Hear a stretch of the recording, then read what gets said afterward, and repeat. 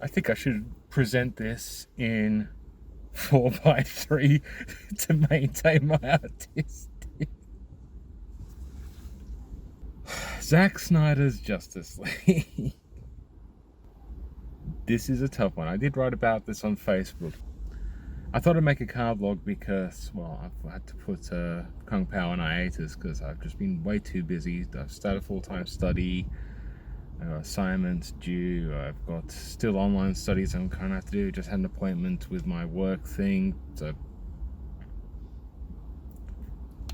like, share, subscribe, Patreon bullshit, all that. Although my Patreon's currently down because nobody, speaking, getting absurd amounts of money. It's not bad. It's not good, but it's not bad. It is on the whole very average. The one thing, and I'll stand by this statement, you know what you're getting. This is 3 movies in for Snyder, not counting the original one. You know what you're getting. If you're a hater and you're expecting this movie to knock your socks off, it's not. All the things Zack Snyder is known for is in there. And if you're someone who goes into this movie knowing you're going to love it, you're going to love it. Simple as that. It's one of the only movies I can flat out say, you know what you're getting. Yeah, flat out just know what you're getting. That being said, you cannot discuss this movie without talking about the original, at least the one that was theatrically released. And I do think it's a better movie overall because it is at least tonally consistent. The tone still sucks because it's still a narcissist writing this. Well, not writing it, it's still narcissist directing it and producing it and all sorts of things. Do you know that meme of the guy with the medal, biting it and, wearing the champagne, and you zoom out and he's like kissing the girl, and you zoom out and he's the 3rd place guy on the podium and the other 2 are looking at him like, what the fuck, dude?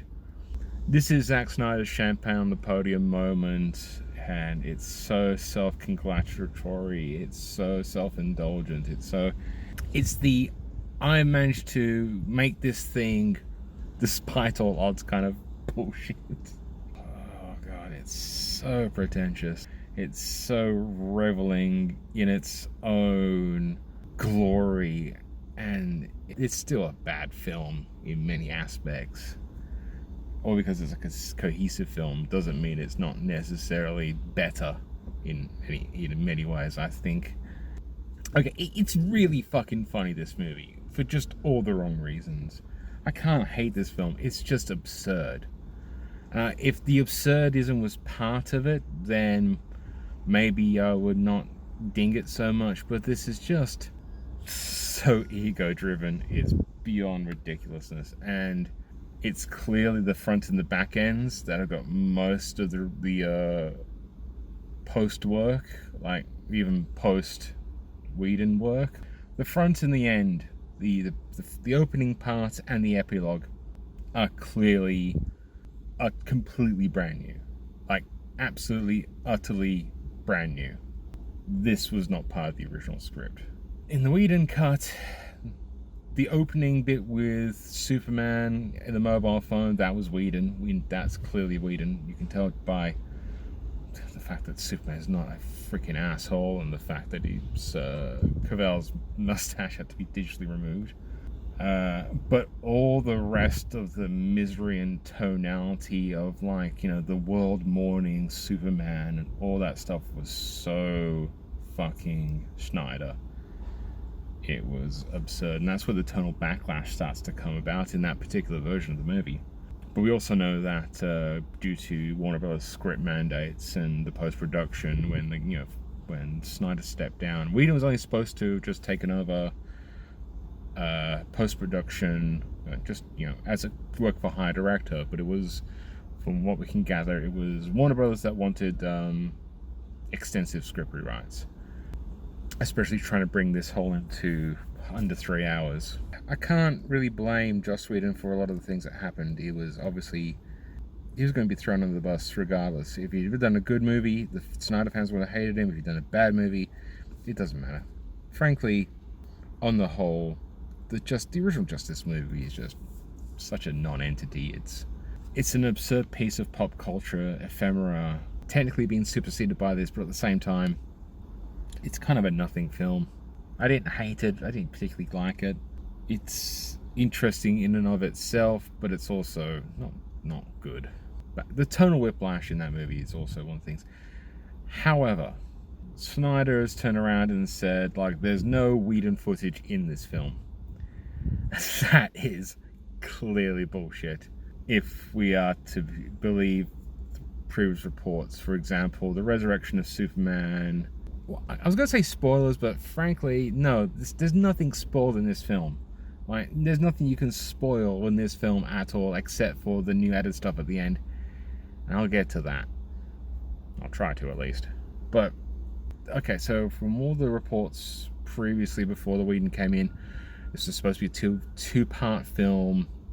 Superman was going to be resurrected, probably. It sounded like it was going to be resurrected by Steppenwolf. And it would be Steppenwolf and Superman will be the ones enacting the nightmare, essentially. Yes, fucking Snyder still wants that goddamn nightmare to happen. And it feels like Justice League 2 would have been like fixing the timeline. That's where the whole Flash thing comes in, all that type of stuff. Like, so, or maybe like, you know, the cubes get merged and it's them undoing that. Whatever it is, it's almost like Marvel did it better a few years later. But the greatest tell is that the Whedon fight between Superman and the Justice League is almost entirely preserved with the actual just reshooting of Henry Cavill, or at least just better digital processing on that fucking mustache. The only thing that really happened Cavill-wise is that he just reshot all of his stuff that he shot for the reshoots in Justice League.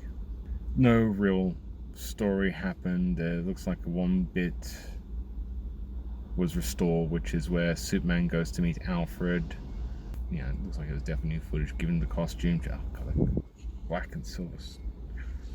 I don't mind the black and silver costume in and of itself, but there is a little bit of context that it's like, you know, Superman's got to leave, you know, all the past behind him to move forward, and that's when he gets the new black and silver costume with the black cape, you know, the death fucking skull costume from Man of Steel. And then there's a shot later on in the Nightmare, where at the Nightmare epilogue, where Superman turns up and he's back in the red and blue, which heavily signifies that, you know, he's gone evil by returning to his original colors that he wore before he died. You know, as opposed to the symbolic Black Death fucking costume. Jesus fucking Christ, Zack Snyder. But ultimately, you know, there are a few things that do get fixed. The most infamous one from the Whedon one is how Steppenwolf just boom chimes in and steals the mother box off the car. It was so fucking dumb. And they build that into a character moment for Cyborg, and it's that's something that is very spoilerish, and I probably won't spoil that. But on the plus side, Cyborg is given a character and a character arc, and I want to be really bitter and cynical and say, well, that's what you get when you have Ray Fisher sucking on Zack Snyder's metaphorical cock all these years. He finally gets an expanded role, and he's pretty much one of the only characters in this that actually gets a decent expanded role. Most of Jason Momoa's footage seems to be phoned in, or at least it was just like, it was mostly original text. There's one additional scene with the addition of a William Dafoe, which I think it would have been actually a better character introduction, instead of that really bad sequence with Bruce Wayne tracking down Arthur Curry at the fucking village. And this movie really loves seeing Jason Momoa take his shirt off. But the scene with Willem Dafoe is actually a really better character introduction, like Aquaman actually saving people, and, you know, still being pissed off about it, but, you know, it's a better character introduction. That's the other problem, is because they just keep reintroducing characters in this movie because Zack Snyder wants to have his cake and eat it too, in regards to, you know, he wants his vision restored, but he's also, you know, not going to change too much. And so like the Flash introduction's fucking horrendous. It's not a bad idea. Concept versus execution. You can have the world's greatest fucking concept, but the moment you fuck up on the execution, you can't. You're done. You're done. You can't do it. You've got to execute it well. You can't just phone in the execution just because your concept's so brilliant. It's the idea that Barry Allen's essentially being kind of like trying to run around. It's implied that he's been saving people's lives. We'll get to that. But he's also like trying to study to be a criminologist, and because he wants to reverse the conviction on his father, who is being allegedly falsely accused of murdering his mother. But he's running all over town trying to do odd jobs because he can't land a job. Again, the heavy implication that he's been running around saving people's lives.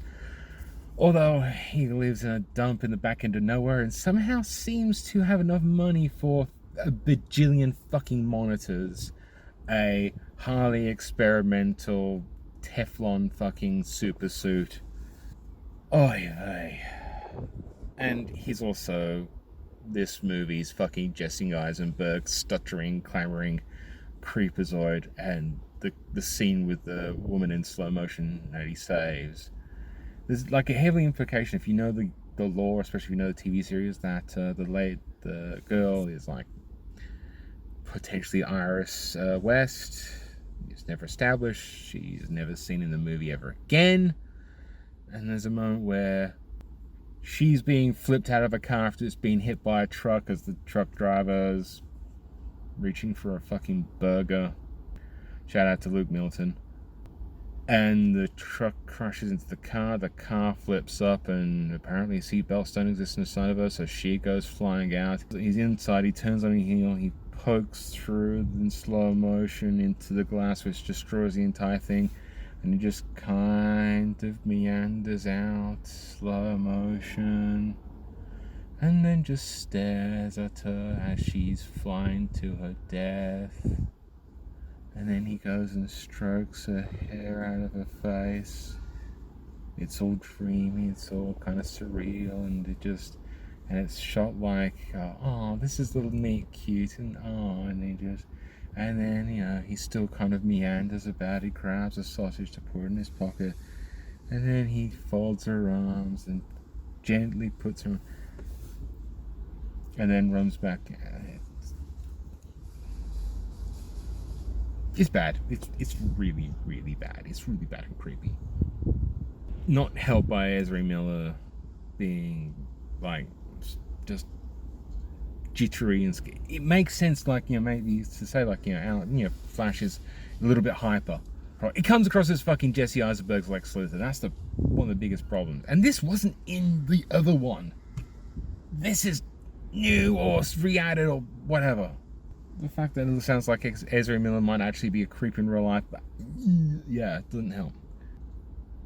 But props for actually giving Cyborg an arc and actually making him an important part of this, or at least making it seem like he's an important part of this, more so than the other ones.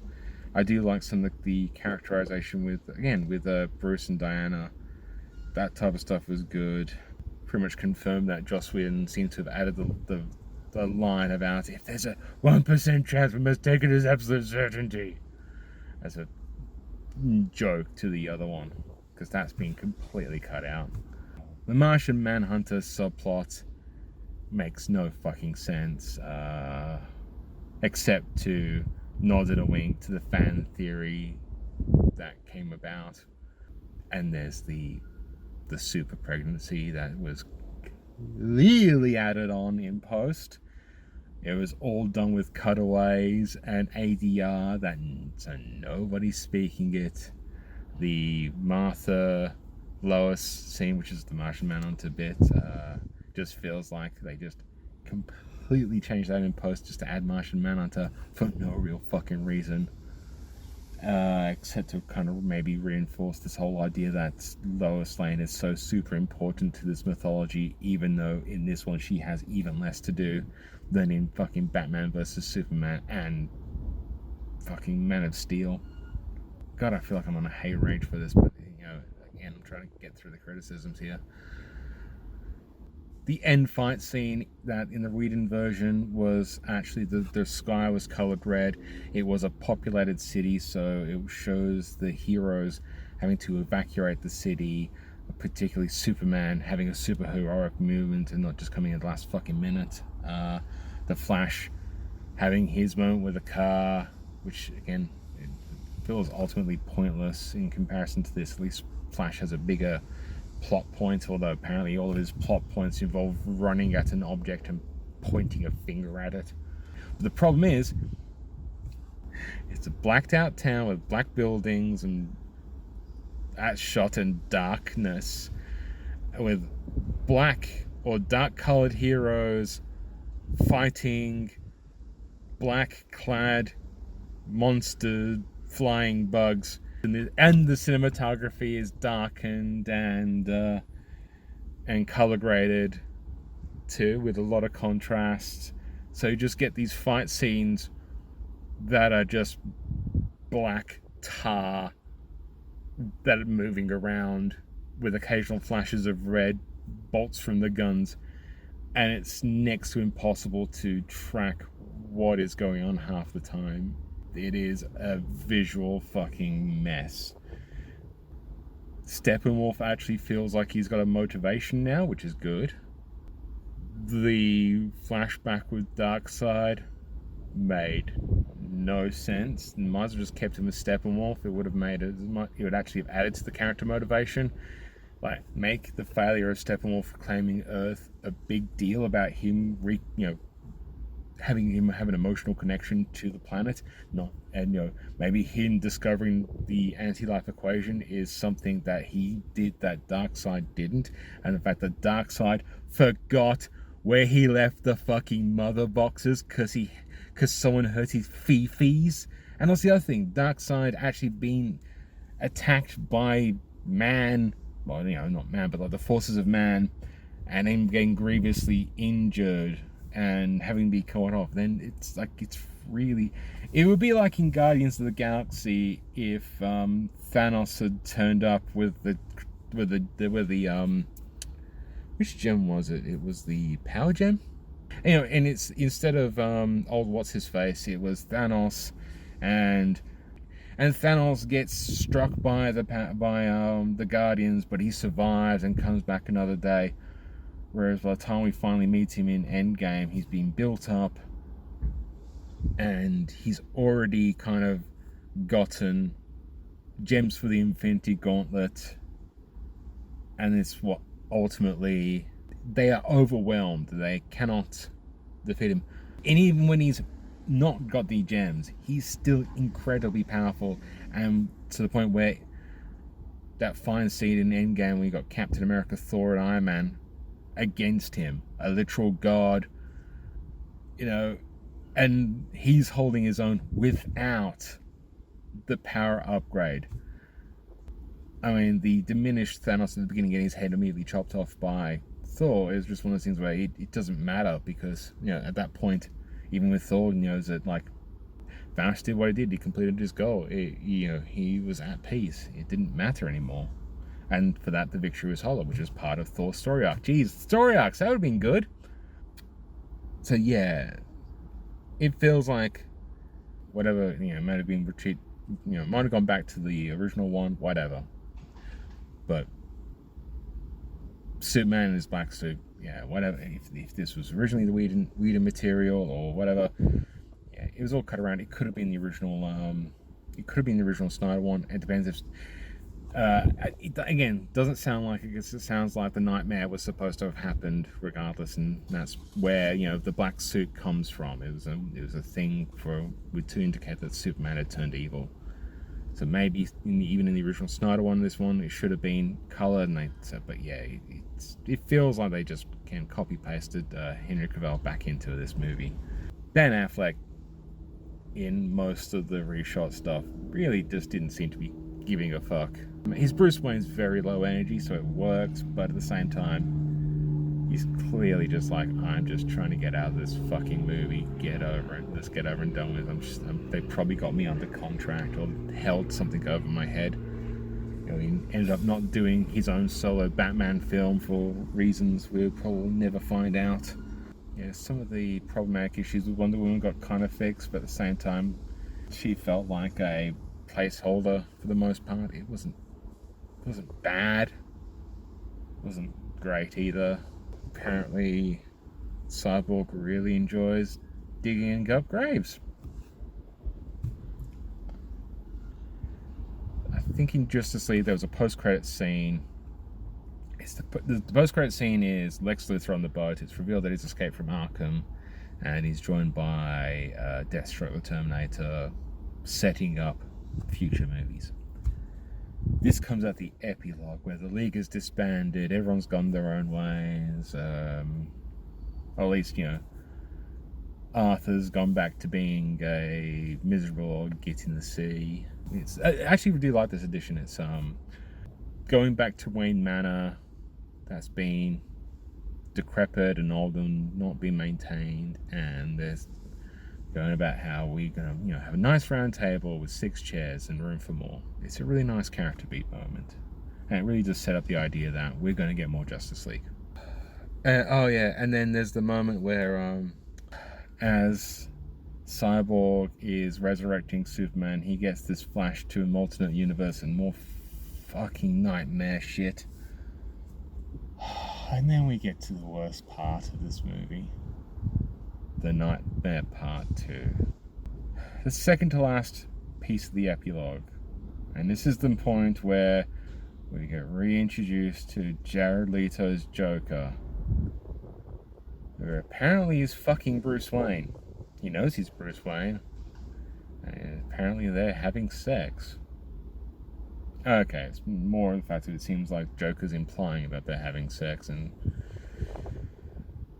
Ben Affleck is just gruffing his way through it. It's bad. And dickheads on the internet are going, it's the best ever Batman and Joker. No, it really isn't. It's not good at all. It's so bad. Oh, it's terrible. Joker's makeup, because they deliberately added some smushed up blood and makeup to give him more of a Joker smile. They've got rid of the tattoos. But Jared Leto's still acting like a fucking creep. It's a better performance than Suicide Squad, but not by much. But his lips... I'm trying to remember where it was. I think Penn Jillette was saying about clown makeup is that a lot of clowns will tend to have, if they're doing a red makeup, red lips, they tend to have either the top lip or the bottom lip, or how he was told to do clown makeup is you really want to do only one half of the lip. You don't really want to do red lips all the way around, because it looks, as he calls it, like a busted asshole. And because of all the blood, his face just looked like a busted asshole. Yeah, it's just not good. It's just not good. And of course, it's all a dream. It's all a dream that Bruce Wayne's had again. And then he's met by the Martian Manhunter, who's just there going, oh, you know, next time it happens, because it's going to happen, Darkseid's coming, you'll have my... Where were you throughout the rest of the fucking movie, John? Adding that at the end. Fuck you, Zack Snyder. That was dumb. Fuck you. Jean would not have just fucking stepped aside. It's almost like this was a post-addition to the fucking thing and not in the original Snyder Cut. So again, more proof this is not the original Snyder Cut. Stop calling it that. It's not it. That's the other thing. It's not so bad, but it gets annoying. There's a repeated message through it, and I get kind of why Zack Snyder would have added this. There's a repeated thing about how we are stronger together. There's always this talk about unity. The literal mother box thing is started to be referred to as unity.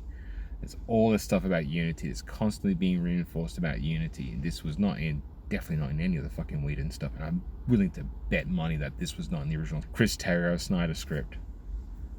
I see why he did. He actually added some You Are Not Alone iconography into this movie as well. And I appreciate it. But it's not really reinforced beyond specific things. The one thing that's good is, like, compared to, like, saying, like, the Avengers, there's no, like, Act 2 breakup. The Act 2 breakup, if anything, is Superman. You know, the big thing is they resurrect Superman, and he's evil, and it's dealt with as well as you know because of this the Whedon. But it is ultimately, it's a good message, and it was added in post. It's a team movie, so it's not a hard thing to just add into dialogue. But for the most part, kind of always Batman that's doing it, and Batman is kind of this whole thing. He's like, I didn't have to work alone, and this is it's bigger than me. And he's still going off and doing his own thing without telling the rest of his. So again, it's tonally inconsistent. This is like saying that your character's all about hope while not actually showing the character doing anything hopeful. My hero's all about saving lives. How many lives have you saved in your movie? None? I'll either save the one chick I know I'm gonna bang. You're there to inspire humanity, and you do nothing of the sort. It's a complex movie to talk about, ultimately. This is probably a movie that's going to get studied, and this is probably a movie that's going to be scrutinized by the Hollywood machine going forward. Because HBO and Warner Brothers are going to have to figure out if this was worth all the money and effort to do this. And if it was, we may see a trend. We may see, or at least attempts of fixing films way after the fact. Because every movie goes through post-production. That's literally why the Snyder Whedon monster exists, is a post-production change. Post-production happens all the time in big Hollywood films. Things don't work out right, things were missed in shooting, scheduling conflicts, all sorts of things. These things happen. But it's rare for a movie to go out and be radically altered the way this movie has been radically altered. Not just, tonally, its script, everything. It's been changed so much. This isn't director's cut bullshit either. This isn't just like, changing a few things, changing a bit of dialogue. There is ultimately a massive restructuring of this film. So while there's a lot of still, the flow through is still almost the same, plot beats are still the same, there's still some heavy restructuring, and because Snyder doesn't have to worry about setting up and paying off a sequel now. He can just keep setting up. He can just pull a JJ and just keep going, well, this will get resolved in the next movie. It's not going to be another movie. Well, shit.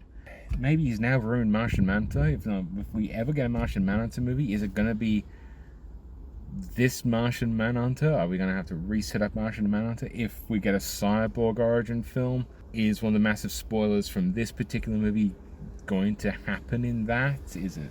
I don't know. Part of me wishes this had never happened. Just let sleeping dogs lie. Oh, no, but here's the best thing about what happened. So the Zack Snyder cut, in regards to how it gained traction, it was an astroturfed thing. This wasn't a natural evolution of fans coming in. This was an astroturf thing. There's a lot of people that were pissed. Okay, the old right hate Joss Whedon, and they hated, their precious little film getting PCified. They became really big on the whole release the Snyder cut, because they wanted the bitter, twisted, fucking deeply cynical shit that the other movies had. That's what they wanted. So I think even the contributors section on the end credits of Zack Snyder's Justice League has fucking some pretty big names in the Gamergate movement, in the Comicsgate movement. And Snyder flat out came out and said that these toxic fanboys basically go fuck themselves. And all of a sudden, these assholes are now hating Snyder because he hurt their fifis. And it was great. Would I recommend someone watch this movie? Nah, not really. I don't think I would. If you're interested, watch it. I want to recommend it. It doesn't do anything new and interesting enough from the Whedon stuff. If curiosity gets the better of you, but if you've seen the other two Snyder DCEU movies, you've seen those two, you're going to get those two. If you've seen Justice League, you got the same plot.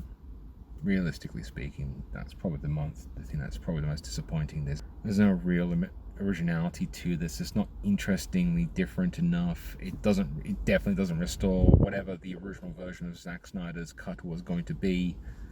The extra God knows how many hours worth of footage really do nothing to enhance the plot. The last half an hour of the movie should have been cut down. It should have, the last section after the boat should have just been flat out removed. That was unnecessary, and it was just, again, more pretentious fucking wank from Zack Snyder. It served no purpose to the plot. You could have just kept that boat scene as an end credit thing. It had nothing structurally to do with the movie, except set up a sequel. That's not going to happen. It's not going to happen by Zack Snyder at this point. Yeah, I'm done. It's been a long time, and I've got shit to do. So, see ya.